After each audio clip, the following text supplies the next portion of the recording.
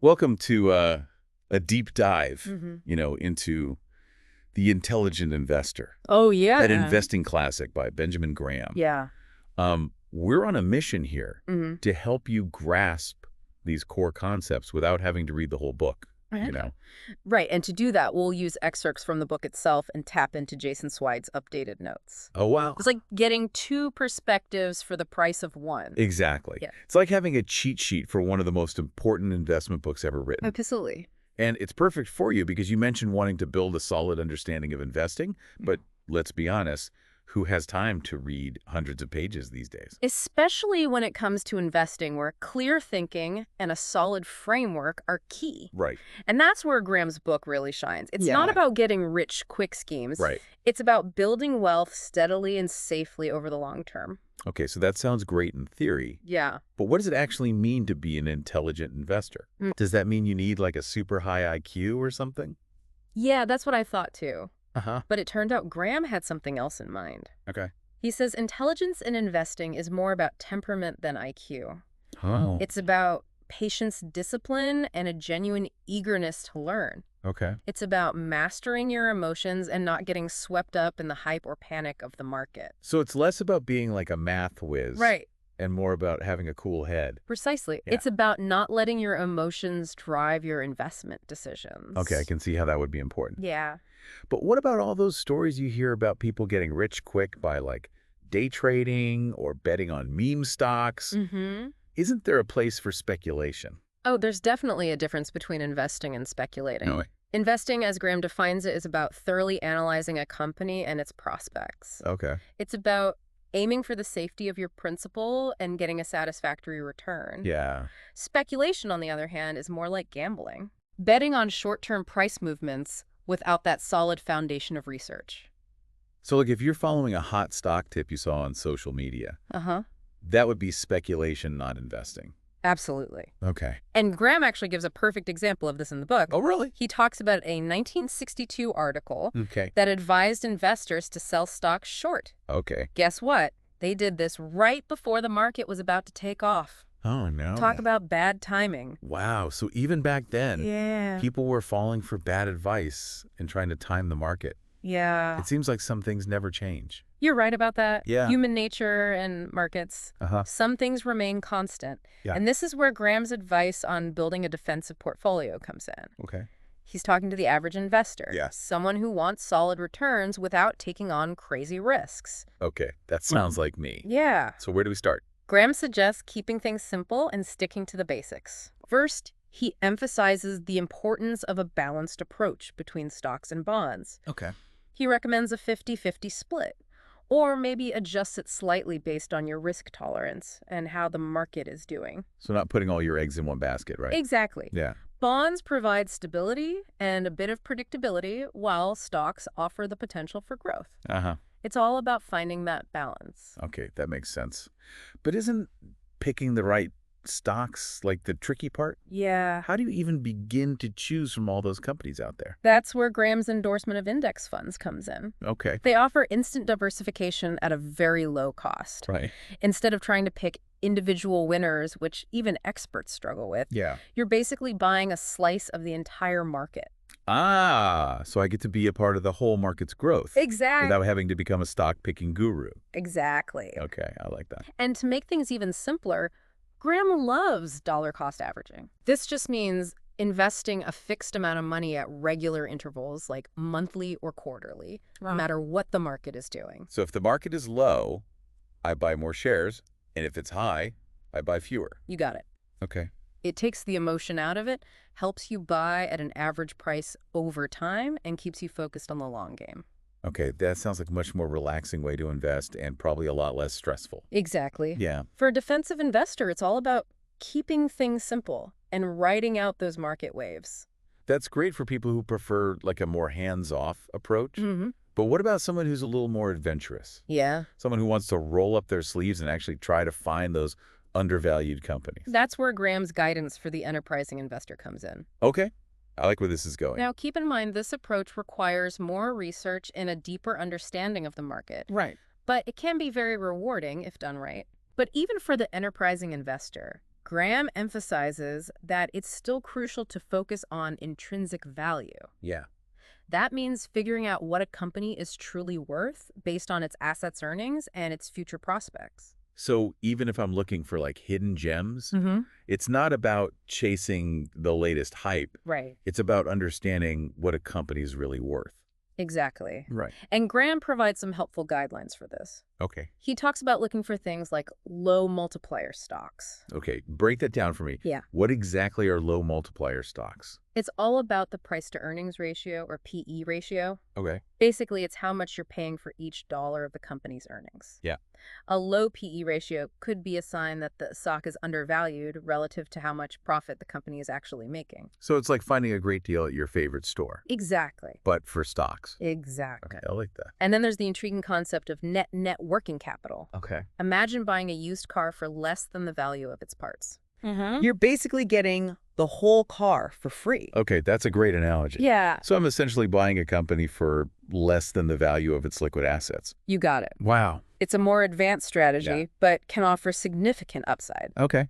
And finally, Graham talks about special situations, Okay. unique opportunities like mergers or acquisitions, Okay. where you can potentially profit from market inefficiencies. So it's like being a detective, Precisely. looking for clues that the market might be missing. Precisely. Okay. I like that. But remember, even if you're an enterprising investor, thorough research and understanding the risks are crucial before jumping into any of these situations. Right. You don't want to be chasing shadows. Okay. Got it. So even if I'm being adventurous, Yeah, I still need to do my homework. absolutely. Yeah. It's about making informed decisions, not just throwing darts at a board. Right. And that brings us to one of the most important things Graham talks about, Okay. the impact of market fluctuations and investor psychology. Ooh, this is a big one. Yeah. Even if I'm trying to be a long-term investor, Yeah.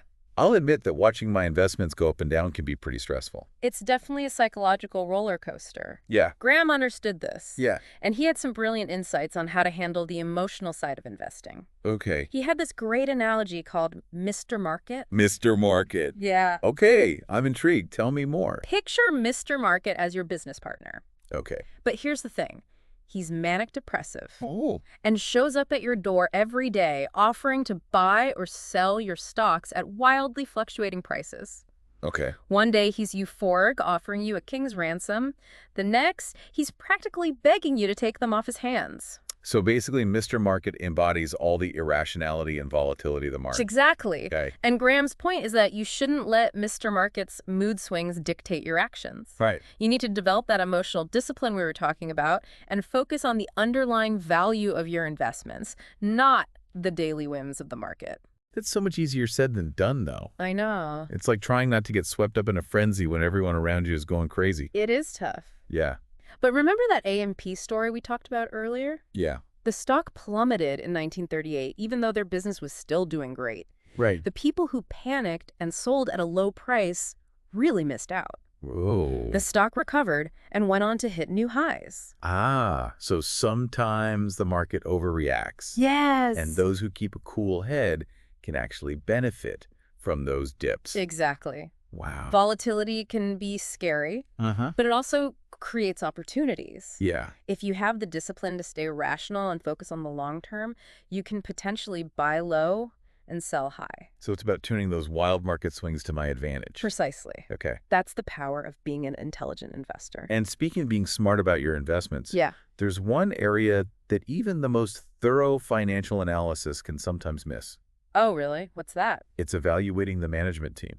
Oh, interesting. Yeah, you can have a company with fantastic numbers, Yeah. but if the people at the top aren't making smart decisions or acting in the best interest of the shareholders, it can all come crashing down. Oh, I see what you mean. So I need to look beyond the spreadsheets Uh-huh. and pay attention to who's actually running the show. Absolutely.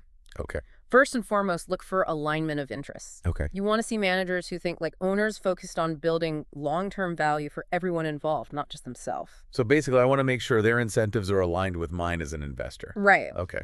And transparency in their financial reporting is key too. Yeah. If a company's financials are straightforward and easy to understand, that's a good sign. Uh-huh. If they're trying to hide things or make things overly complicated, that's a red flag. Okay. Good Yeah. to know. Yeah, I'll be on the lookout for any tricky business. right.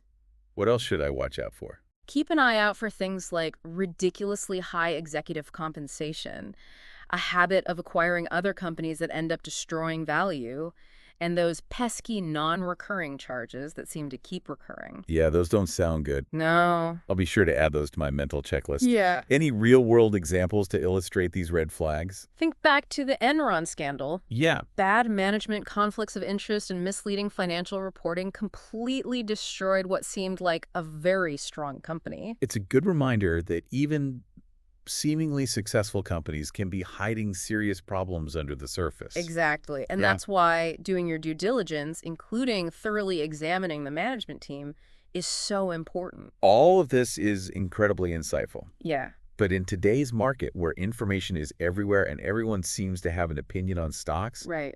how do I avoid getting overwhelmed? Yeah. It feels like you need a PhD in finance just to get started. I hear you. It's Yeah. a valid concern. Yeah. But remember what Graham said? What's that? The intelligent investor thinks for themselves. Okay. That means doing your own research, developing your own investment philosophy, and not blindly following the crowd. So it's about finding a strategy that aligns with my goals, my risk tolerance, and how much time I'm willing to dedicate to investing. You got it. Okay. It's about taking control of your financial future, one intelligent decision at a time. This is great stuff. Yeah. I'm already feeling more confident about navigating the world of investing. Yeah. But before we move on, let's take a closer look at some real-world examples. Okay. Seeing Graham's principles in action will help us understand how they apply to today's market. Great idea. Yeah. Let's dive into some fascinating case studies Okay. and see what lessons we can learn. All right. So we've talked about the theory. Yeah. Now let's get into the real-world stuff. Yeah. Right. Where do we see these intelligent investing principles playing out, for better or for worse? Let's start with Aetna maintenance. Graham uses this as a cautionary tale in one of his appendices. Okay. This company went public in 1969. All right. And initially, everything seemed amazing. Right. They were in a hot industry. Uh-huh. Their track records looked good, and their stock was getting a lot of buzz. Sounds familiar, right? Right. We've seen this story before. Yeah. What could go wrong? Well, remember how we were talking about transparency in financial reporting? Yeah, how a company's financials should be straightforward and easy to understand. Right. Aetna Maintenance was anything but transparent. Oh. They were using some, let's say, creative accounting techniques to inflate their earnings. Ah, so they were putting lipstick on a pig, trying to make their profits look better than they actually were. Exactly. Okay. And for a while, investors bought it, sending the stock price through the roof. Wow. But as with most things that seemed too good to be true, the truth eventually came out. Oh, no. Earnings took a nosedive and the stock crashed, leaving investors with huge losses. That's a classic example of why it's so important to look beyond the hype and really understand a company's financials. Absolutely. And to be wary of those overly optimistic projections that promise the world. Yeah, absolutely. Okay. And speaking of getting caught up in the hype, Yeah. let's talk about the dot-com bubble. The dot-com bubble. Yeah. I vaguely remember my parents talking about that. Okay. But I was too young to be following the stock market back then, so fill me in. Right. What happened? It felt like every other day there was a new internet company going public, Uh-huh. promising to revolutionize the world. Okay. And investors were throwing money at them like there was no tomorrow, Wow. driven by pure hype and that fear of missing out. So this is where Mr. Market really went manic. Absolutely. People Yeah. were buying companies with no earnings, no proven business model, sometimes just a cool-sounding name and a website. Wow. Valuations were sky-high, driven by pure speculation. So what happened? Did any of these companies actually live up to the hype? A few did, of course. But most went bust, Oh. leaving investors with empty pockets and a lot of regret. Yeah. It's a classic example of what can happen when speculation runs wild and people ignore the fundamentals of value investing.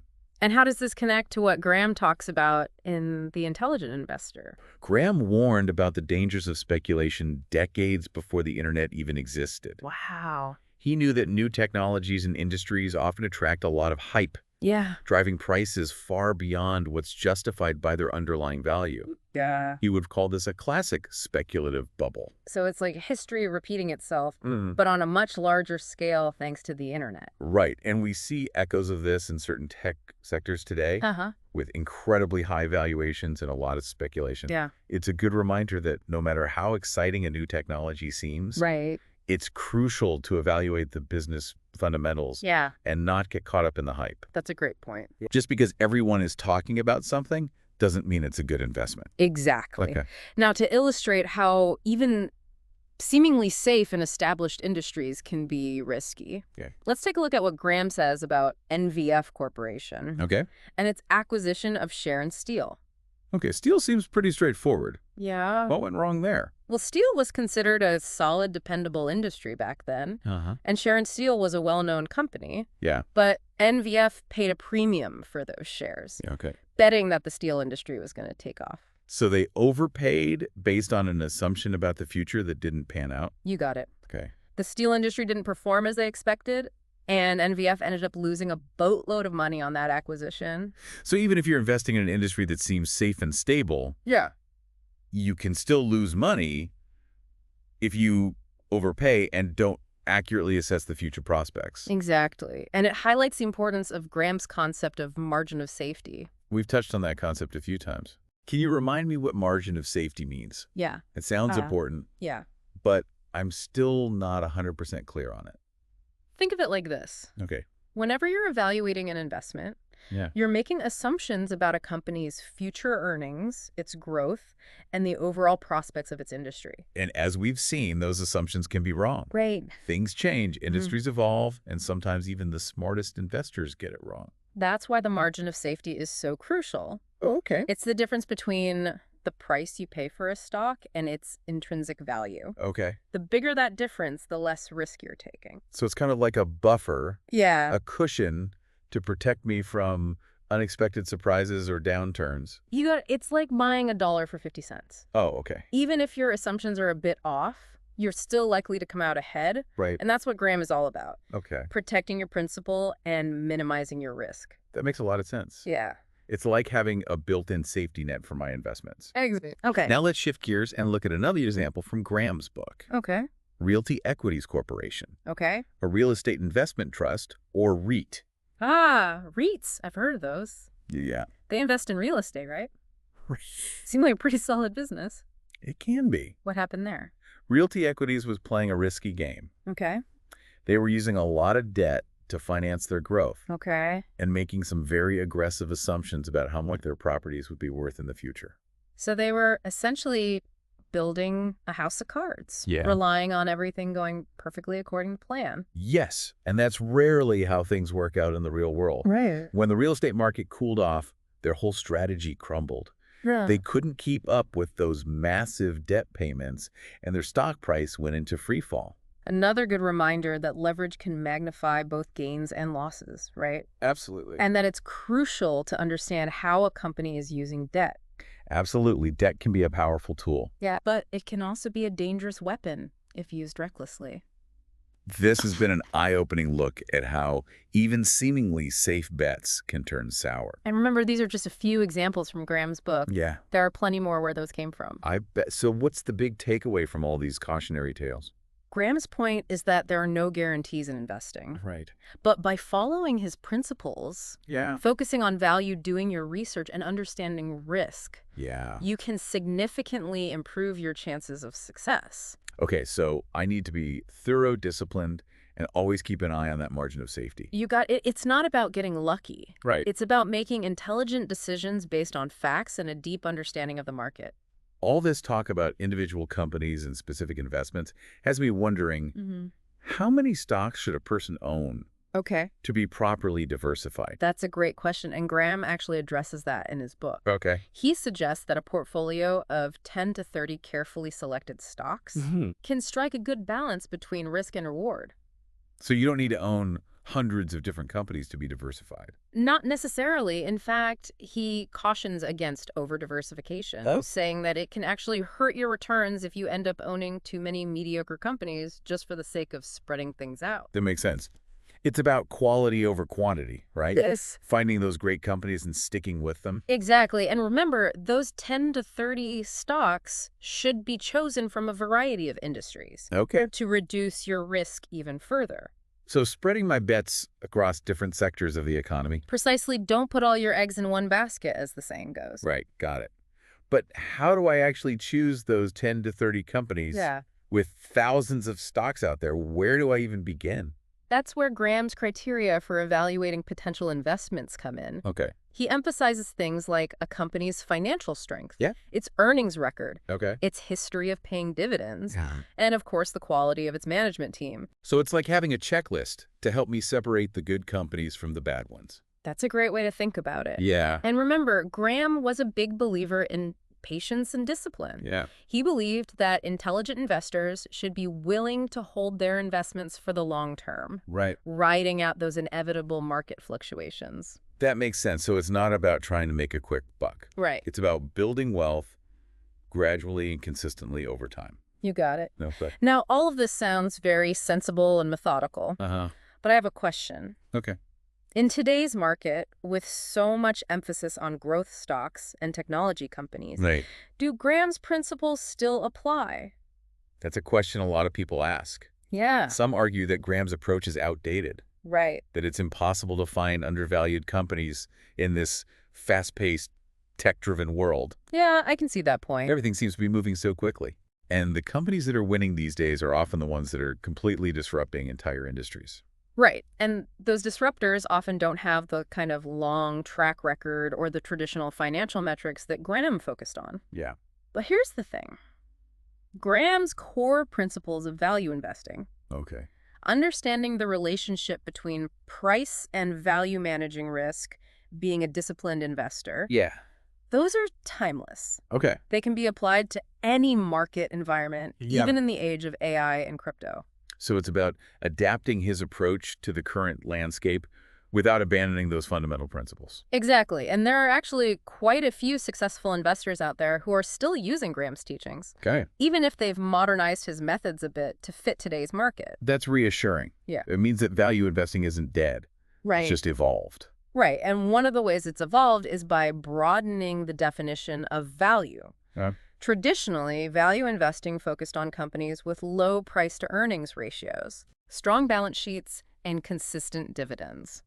So the kinds of companies that Graham himself would have invested in. Exactly. But today, value investors are also looking at companies with high growth potential, Okay. even if they're not yet profitable. The key is to find companies where the market is underestimating their future earnings and growth prospects. So it's still about finding those hidden gems. Yeah, But now those gems might be in more dynamic, high-growth sectors. that's the idea. Okay. But you're still being disciplined and not overpaying for that potential. Right. You're still looking for a margin of safety, Yeah. even if it's based on future earnings rather than current earnings. So even when it comes to cutting-edge, high-growth companies, Mm-hmm. those core principles of value, risk management, and discipline still apply. Absolutely. And nowhere is this more relevant than in the world of technology investing. Tech investing. Yeah. That's a hot topic these days. It is. What does Graham have to say about that? Well, he actually devoted an entire appendix in later editions of The Intelligent Investor Oh, wow. to discussing tech companies. So he was thinking about this a long time ago. He was ahead of his time. Yeah. And in that appendix, Yeah. he warns about the same things we've been talking about. Okay. The dangers of speculation, overpaying for hype, not understanding the technology or the market. So even when it comes to tech, it's not just about blindly investing in anything with a cool name or a flashy website. Right. It's about being discerning, Yeah. doing your research and understanding the risks. Exactly. Now I know what you're thinking. Right. With all this information out there. Yeah. How do I actually do my research? Yeah, you read my mind. I was just thinking that. Yeah. Where do I even start? The good news is that we have access to more information than ever before. Okay. The key is to know where to look and how to filter out the noise. Okay. One of the best places to begin is with a company's annual report, also known as Form 10K. Okay, so where can I find that? It's publicly available on the company's website or on the Securities and Exchange Commission's website called EGGR. Okay, so it's like a one-stop shop for all the essential information about a company. Exactly. Okay. And Graham emphasizes the importance of carefully reading this report and understanding the footnotes, because that's often where the most important details are hidden. So it's about going beyond the headlines Right. and really digging into the details. Right. You want to understand how the company is actually making money, Yeah. what its challenges are, Okay. and what its plans for the future are. That makes sense. Yeah. What else can I do to research a company? In addition to the 10K, you can also look at industry reports, Yeah. analyst research, and news articles to get a broader perspective. So it's about piecing together a puzzle Yeah. gathering information from different sources and forming your own conclusions. Exactly. And don't forget to talk to management. Okay. Attend investor presentations and ask tough questions. You're trying to get a real feel for the company and its leadership team. All of this is great advice, Yeah. but it sounds like a lot of work. I know. I have a job, a family, and a life outside of investing. Yeah, Is it even realistic for someone like me to become an intelligent investor? absolutely. Graham's approach isn't about becoming a Wall Street analyst or spending every waking moment poring over financial statements. Yeah. It's about developing a mindset, a framework for making informed decisions. Okay. And even if you don't have the time or inclination to do all the research yourself, Yeah. there are resources available to help you. Like what? There are many reputable financial websites and publications Right. that provide excellent research and analysis. Uh-huh. And there are also financial advisors who can help you create a personalized investment plan based on your goals, Okay. risk tolerance, and time horizon. So it's okay to ask for help. Of course, the key is to find advisors who are trustworthy, experienced, and truly have your best interests at heart. Graham actually devoted an entire chapter in his book to discussing how to select the right financial advisor. That's reassuring. Yeah, It means that even if we're not financial experts ourselves, we can still benefit from Graham's wisdom and build a solid investment portfolio. exactly. That's good. And in his later writings, Yeah. Graham actually became even more supportive of using mutual funds Oh, really? as a way for individual investors to gain access to diversified portfolios of stocks and bonds. So he wasn't totally against using professional management. Not at all. Okay. He recognized that mutual funds could be valuable for investors who don't have the time or expertise to pick individual stocks. But I'm guessing he had some strong opinions about which mutual funds to choose. You bet he was all about low fees, experienced managers, and a solid track record. Okay. The same principles he applied to evaluating individual companies. So whether I'm picking individual stocks or investing in mutual funds, those core principles still guide the way. Precisely, it's all about finding value, managing risk, and being a disciplined investor no matter how you choose to invest. This has been incredibly helpful. Yeah. We've covered so much ground, from evaluating individual companies to understanding broad market trends. Yeah. But before we wrap up this deep dive, I have one last question. Okay. What's the single most important takeaway from The Intelligent Investor? That's a tough one. If I can only remember one thing, what should it be? If I had to choose one thing, Yeah. it would be this: develop a long-term mindset. Okay, so patience and discipline, like we've been talking about. Exactly. Oh. Graham believed that intelligent investing is a marathon, not a sprint. Right. It's about ignoring the daily noise of the market and focusing on building wealth steadily over time. It's about thinking like an owner, not a speculator. That's a powerful message. Yeah, And it really gets to the heart of what it means to be an intelligent investor, doesn't it? it really does. Yeah. And with that long-term mindset, you can weather those market storms, avoid those costly emotional decisions, Yeah. and ultimately achieve your financial goals. Okay. I think I've got it. Sure. Long-term thinking, disciplined decision-making, and always keeping that margin of safety in mind. You got it. Okay. Now, to really drive this home, let's finish up with one of my favorite quotes from Graham. Okay. He said, "The intelligent investor is a realist who sells to optimists and buys from pessimists." Ooh, I like that. Yeah. It perfectly captures that contrarian spirit that's so important for successful investing. It does. It's about thinking for yourself, going against the herd when it makes sense, and making decisions based on your own analysis, not on the fleeting emotions of the market. This has been an incredible journey through The Intelligent Investor. Yeah, it has. I feel like I have a much deeper understanding of Graham's philosophy Good. and how to apply his principles in today's market. Me too. It's amazing how relevant his ideas still are, even though the market has changed so much since he wrote the book. Absolutely. And I think we've accomplished our mission, helping our listener get a solid grasp of what it truly means to be an intelligent investor. Well said. Now armed with Graham's wisdom and a newfound sense of confidence, Yeah. they're ready to embark on their own investing journey. To a lifetime of intelligent investing. That's right. We've covered a lot of ground today, from analyzing specific companies to understanding those broader market forces. Yeah, we have. But there's always more to learn, right? There is. Graham's book is full of insights, and we've only scratched the surface, Yeah. but we've laid a solid foundation, Uh-huh. and that's a great place to start. So what's next? Okay. Where can our listener go from here? Well, I think the best next step is to dive into the intelligent investor themselves. Okay. Having this conversation as a roadmap, Uh-huh. they're ready to explore Graham's ideas in more depth and discover even more valuable insights. That's great advice. And you know what? I might just pick up that book again myself. Yay. It's amazing how much there is to learn, even from a book that's been around for decades. It's a true classic for a reason. Yeah. And it's a reminder that the principles of intelligent investing are timeless. They transcend market cycles and technological advancements. This deep dive has been a fantastic exploration of those timeless principles. Yeah, it has. And I can't wait to see what our listener achieves as they put Graham's wisdom into practice. That's right, to a lifetime of intelligent investing. All right, thanks for joining us for this deep dive into the intelligent investor. Oh yeah, thanks for having me. And we'll see you next time on the deep dive for another fascinating exploration of knowledge and ideas. You know, one of the things that really struck me about the intelligent investor Yeah, is how Graham doesn't just tell you what to do, he explains why.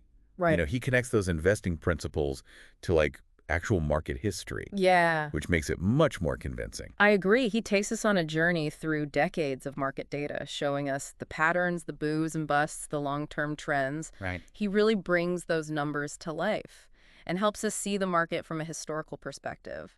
I remember those charts and graphs, Yeah. all those historical examples.